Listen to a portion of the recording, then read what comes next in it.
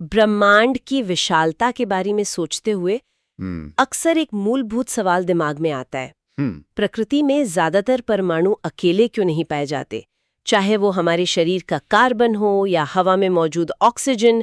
ये परमाणु हमेशा एक दूसरे से जुड़ने के लिए इतने बेताब क्यों रहते हैं? ये एक ऐसा सवाल है जो रसायन विज्ञान यानी केमिस्ट्री की पूरी नींव रखता है। अगर हम इसके पीछे के सबसे बुनियादी नियम को समझें तो प्रकृति में हर प्रणाली स्थिरता पाना चाहती है। कोई भी चीज उच्च ऊर्जा की स्थिति में नहीं रहना चाहती। तो ऊर्जा को कम करके ये स्थिरता पाने का प्रकृति का जो तरीका है उसी को वैज्ञानिक भाषा में आबंधन या केमिकल बॉन्डिंग कहा जाता है। बिल्कुल सही। और आज के इस डीप डाइव में हम परमाणुओं के इसी मूलभूत रहस्य को डिकोड करने वाले हैं। आणविक संरचना पर आधारित है। हमारा मकसद है अणुओं के बनने के रहस्य, उनके त्रिविमीय आकार और उन सिद्धांतों को एकदम सरल और स्पष्ट रूप से डिकोड करना जो बोर्ड परीक्षाओं और नीट के लिए बहुत महत्वपूर्ण है। एकदम। ये विषय असल में विज्ञान की दुनिया का सबसे दिलचस्प रहस्य है, एक परमाणु का दूसरे परमाणु के प्रति आकर्षण। तो अगर परमाणु सिर्फ स्थिरता चाहते हैं तो विज्ञान ने सबसे पहले इस आकर्षण को कैसे समझा? विज्ञान का इतिहास गवाह है कि इस आकर्षण को समझने के लिए समय समय पर कई सिद्धांत दिए गए। इस कड़ी में सबसे पहला और तार्किक प्रयास 1916 में हुआ था। वॉल्थर कॉसेल और गिलबर्ट एंड लुइस नाम के दो वैज्ञानिकों ने स्वतंत्र रूप से रासायनिक आबंधन की एक बहुत ही संतोषजनक व्याख्या दी। लुइस ने आवर्त सारणी, जिसे हम पीरियोडिक टेबल कहते हैं, उसमें देखा कि उत्कृष्ट गैसें यानी नोबल गैसेस किसी से प्रतिक्रिया नहीं करती, वो एकदम स्थिर होती हैं। और यहीं से लुइस ने परमाणुओं को कागज पर दर्शाने का एक बहुत ही विजुअल तरीका निकाला, जिसे आज हम लुइस प्रतीक कहते हैं। उन्होंने कहा कि परमाणुओं के अंदरूनी इलेक्ट्रॉनों और भारी नाभिक को एक पल के लिए भूल जाइए। मतलब केवल सबसे बाहरी कक्ष के इलेक्ट्रॉनों पर ध्यान दीजिए। सही कहा। इन बाहरी इलेक्ट्रॉनों को, जिन्हें संयोजकता इलेक्ट्रॉन या वैलेंस इलेक्ट्रॉन कहा जाता है, परमाणु के प्रतीक के चारों ओर छोटे छोटे बिंदुओं से दर्शाया जाता है। उन छोटे बिंदुओं ने रसायन विज्ञान की दुनिया में एक तरह की क्रांति ला दी थी। कॉसेल और लुइस ने उत्कृष्ट गैसों की स्थिरता का अध्ययन किया और एक बहुत ही महत्वपूर्ण नियम दिया, जिसे अष्टक नियम या ऑक्टेट रूल कहा जाता है। इस नियम के अनुसार हर परमाणु अपने सबसे बाहरी कक्ष में 8 इलेक्ट्रॉन प्राप्त करना चाहता है, क्योंकि यह एक अत्यधिक स्थायी विन्यास है। तो अगर हर परमाणु को 8 इलेक्ट्रॉन की तलाश है, तो वे इसे हासिल कैसे करते हैं? क्या वे बस एक दूसरे से इलेक्ट्रॉन चुरा लेते हैं या फिर कोई और तरीका अपनाते हैं? वे दोनों तरीके अपनाते हैं। इस अष्टक को पूरा करने के लिए परमाणु मुख्य रूप से 2 रास्ते चुनते हैं। पहला रास्ता है इलेक्ट्रॉनों का पूरी तरह से स्थानांतरण या ट्रांसफर। इसका सबसे क्लासिक उदाहरण है साधारण नमक यानी सोडियम क्लोराइड।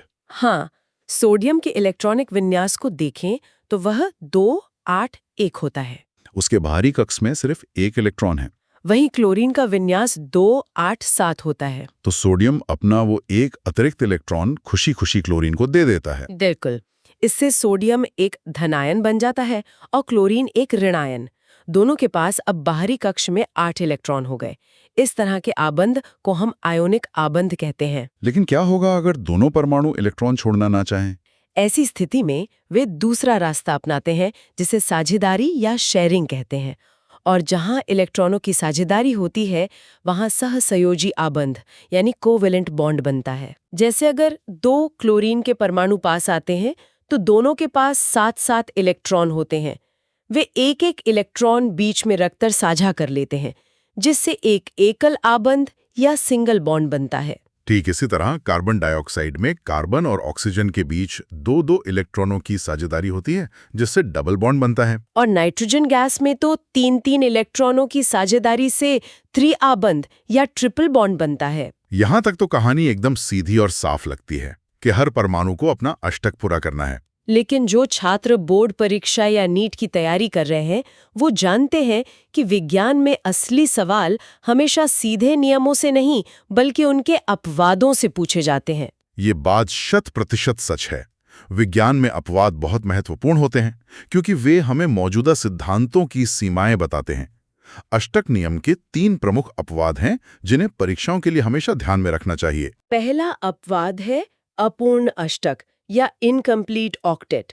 कुछ अणुओं में केंद्रीय परमाणु के पास साझेदारी के बाद भी 8 से कम इलेक्ट्रॉन होते हैं, फिर भी वो पूरी तरह से स्थायी होते हैं। उदाहरण के लिए लिथियम क्लोराइड, बेरिलियम हाइड्राइड और बोरोन ट्राइक्लोराइड। बोरोन ट्राइक्लोराइड में बोरोन के पास 3 खुद के इलेक्ट्रॉन होते हैं और 3 वो क्लोरीन से साझा करता है। तो कुल मिलाकर केवल 6 इलेक्ट्रॉन हुए, फिर भी ये अणु स्थायी है। ये तो हो गए कम इलेक्ट्रॉन वाले।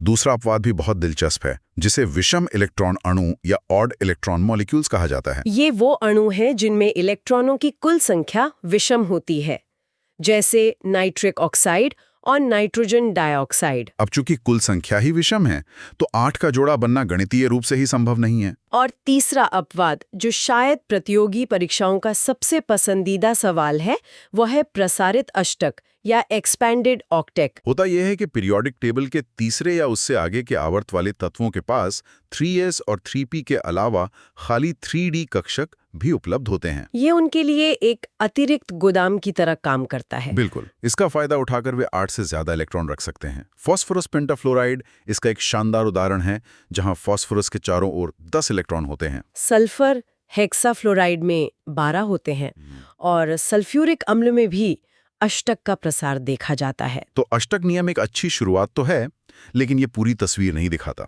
अब इस साझेदारी वाले सहसंयोजी आबंध को थोड़ा और गहराई से देखते हैं। हाँ, अगर 2 परमाणु इलेक्ट्रॉन साझा कर रहे हैं तो ये सुनने में एक बहुत ही आदर्श और बराबर की साझेदारी लगती है। जी। लेकिन असल दुनिया में क्या ये साझेदारी कभी पूरी तरह से बराबर होती है? बहुत ही उम्दा सवाल है और इसका जवाब है हमेशा नहीं। इसे समझने के लिए हमें विद्युत ऋणात्मकता, जिसे इलेक्ट्रोनेगेटिविटी कहते हैं, उसकी अवधारणा को समझना होगा। अगर एक सहसंयोजी आबंध में दोनों परमाणु एक जैसे हैं, जैसे हाइड्रोजन गैस या क्लोरीन गैस में, तो उनकी ताकत बराबर होती है। साझा किया गया इलेक्ट्रॉन जोड़ा बिल्कुल बीच में रहता है। लेकिन अगर 2 अलग-अलग परमाणु हैं, मान लीजिए हाइड्रोजन और फ्लोरीन, तो कहानी बदल जाती है। फ्लोरीन को उस दोस्त की तरह सोच सकते हैं जो पिज्जा शेयर करते समय हमेशा ज्यादा हिस्से पर कब्जा कर लेता है। एकदम सटीक तुलना। फ्लोरीन की इलेक्ट्रोनेगेटिविटी बहुत अधिक होती है, इसलिए वो साझा किए गए इलेक्ट्रॉन जोड़े को अपनी ओर जोर से खींच लेता है। इस खिंचाव के कारण फ्लोरीन पर एक आंशिक ऋणावेश आ जाता है और बेचारे हाइड्रोजन पर आंशिक धन आवेश आ जाता है।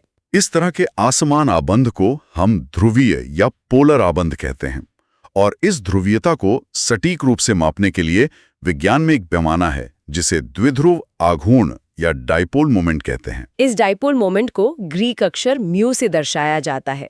अगर हम इसके फॉर्मूले पर जाएं तो ये क्या होता है? इसकी वैज्ञानिक परिभाषा के अनुसार डाइपोल मोमेंट उन परमाणुओं पर मौजूद आवेश और उनके बीच की दूरी के गुणनफल के बराबर होता है। और इसकी इकाई डिबाई होती है, जिसे कैपिटल डी से लिखते हैं। सही। इसे कागज पर दर्शाने के लिए एक विशेष क्रॉस तीर का उपयोग किया जाता है, जिसका क्रॉस वाला हिस्सा धन आवेश की तरफ और तीर का सिरा ऋण आवेश की तरफ होता है, जो ये दिखाता है कि इलेक्ट्रॉन किस दिशा में खिंच रहे हैं। लेकिन डाइपोल मोमेंट का सबसे मजेदार हिस्सा तब आता है जब हम इसे अणुओं के 3D आकार के साथ जोड़कर देखते हैं। चलिए बेरिलियम हाइड्राइड का उदाहरण लेते हैं। बेरिलियम और हाइड्रोजन की इलेक्ट्रोनेगेटिविटी अलग है, तो दोनों आबंध ध्रुवीय होने चाहिए। फिर भी इस पूरे अणु का कुल डाइपोल मोमेंट 0 क्यों होता है? क्योंकि यहाँ अणु की ज्यामिति यानी उसका आकार खेल में आ जाता है। बेरिलियम हाइड्राइड का आकार बिल्कुल रेखीय होता है, यानी एक सीधी रेखा में।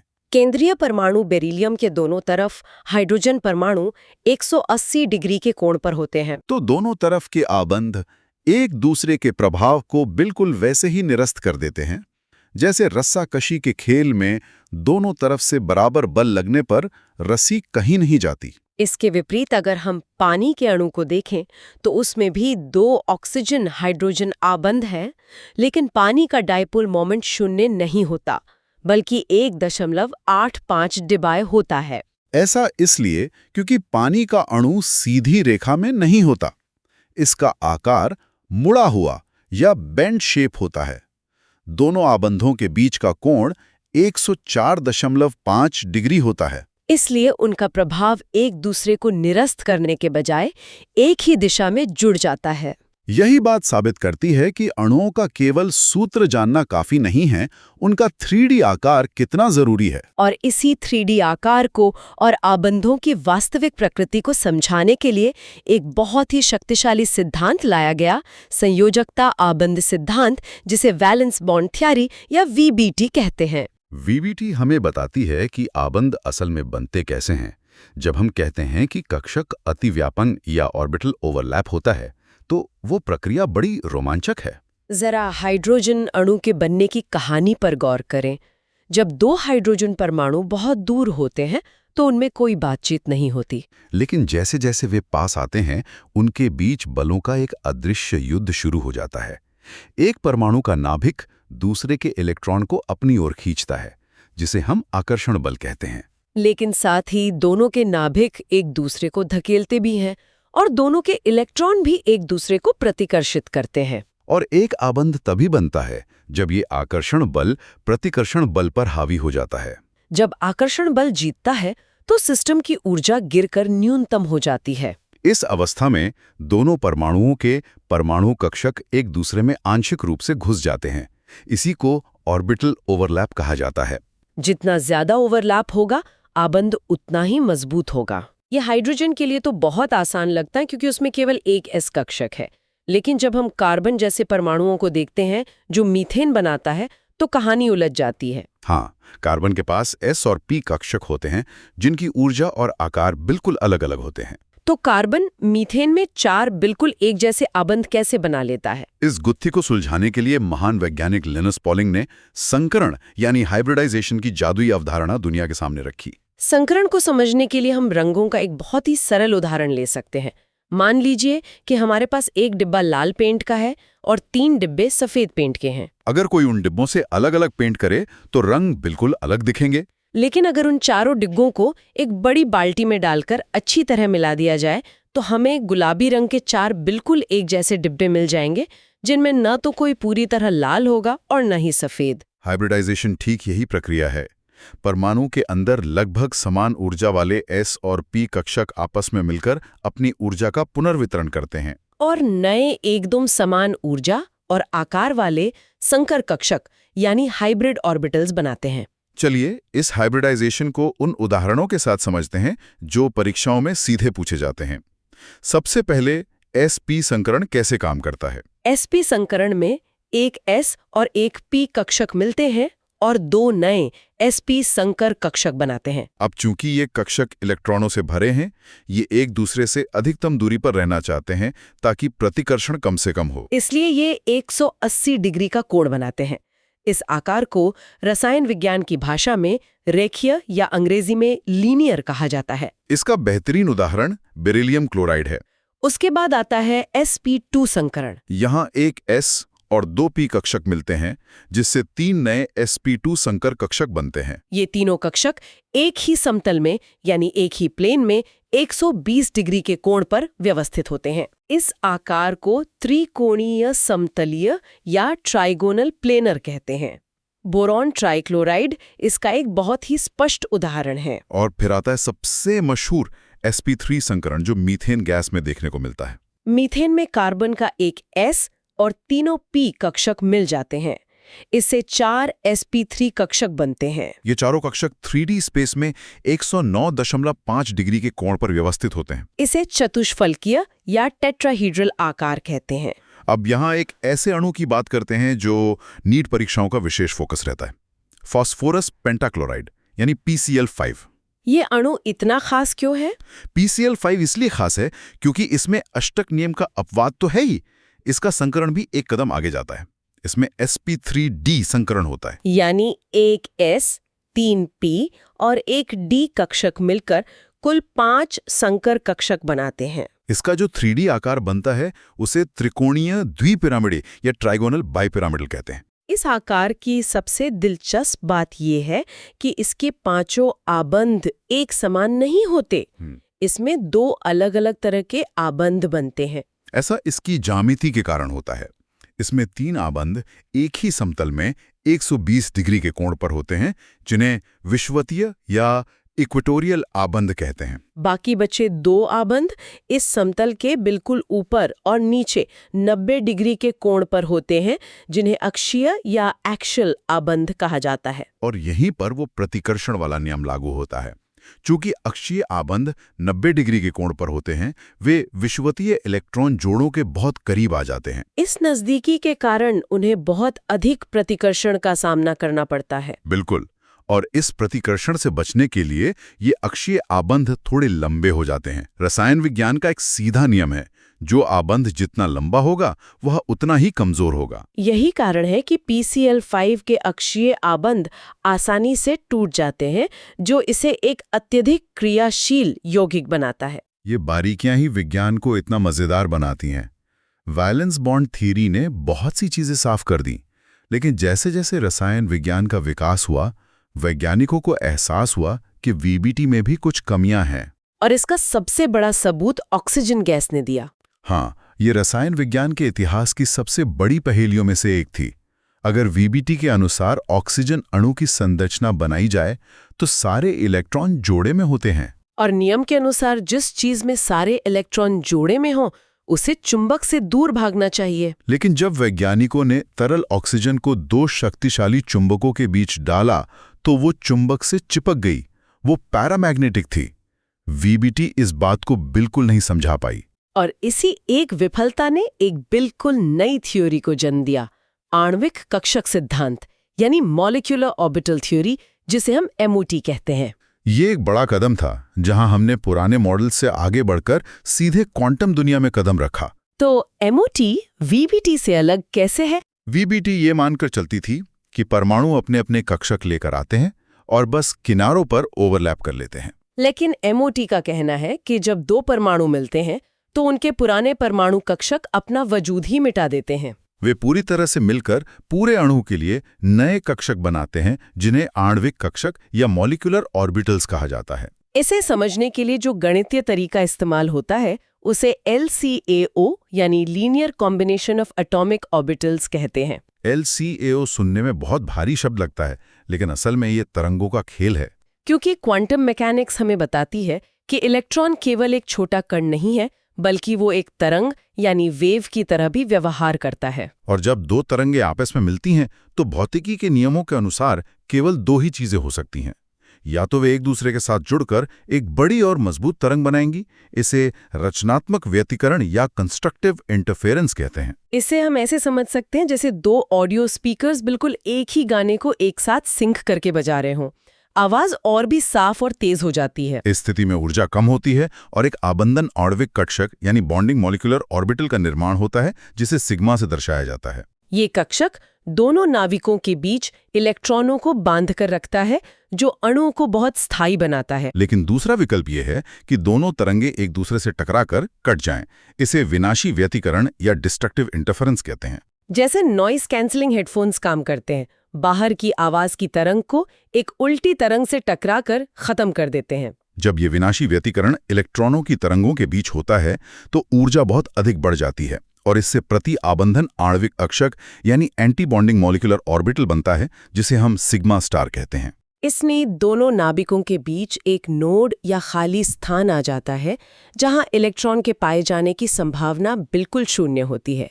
ये अणु को अस्थिर करने का काम करता है। अब कोई अणु असल में स्थायी है या नहीं, इसे जांचने के लिए MOT ने एक बहुत ही सरल फॉर्मूला दिया, जिसे आबंध कोटि या बॉन्ड ऑर्डर कहते हैं।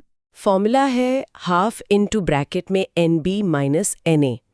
ये फॉर्मूला क्या बताता है? यहाँ NB का मतलब है बॉन्डिंग कक्षकों में मौजूद इलेक्ट्रॉनों की संख्या और NA का मतलब है एंटी बॉन्डिंग कक्षकों में इलेक्ट्रॉनों की संख्या। अगर बॉन्ड ऑर्डर धनात्मक आता है, यानी NB की संख्या NA से ज्यादा है, तो इसका मतलब है कि अणु स्थायी होगा। अगर हम ऑक्सीजन अणु के 16 इलेक्ट्रॉनों को MOT के अनुसार भरते हैं तो इसका बॉन्ड ऑर्डर 2 आता है। लेकिन सबसे खास बात यह है कि एंटी बॉन्डिंग कक्षकों में 2 अकेले बिना जोड़े वाले इलेक्ट्रॉन बच जाते हैं। और इन्हीं अनपेयर्ड इलेक्ट्रॉनों की वजह से तरल ऑक्सीजन चुंबक से चिपकती है।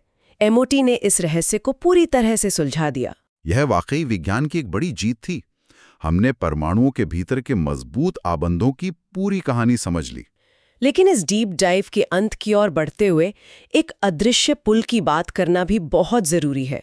ये पुल भले ही आयोनिक या सहसंयोजी आबंधों जितना मजबूत न हो, लेकिन ये हमारे जीवन का आधार है। हाइड्रोजन आबंधन या हाइड्रोजन बॉन्डिंग, इसे वास्तव में एक बहुत ही खास तरह के आकर्षण के रूप में देखा जा सकता है।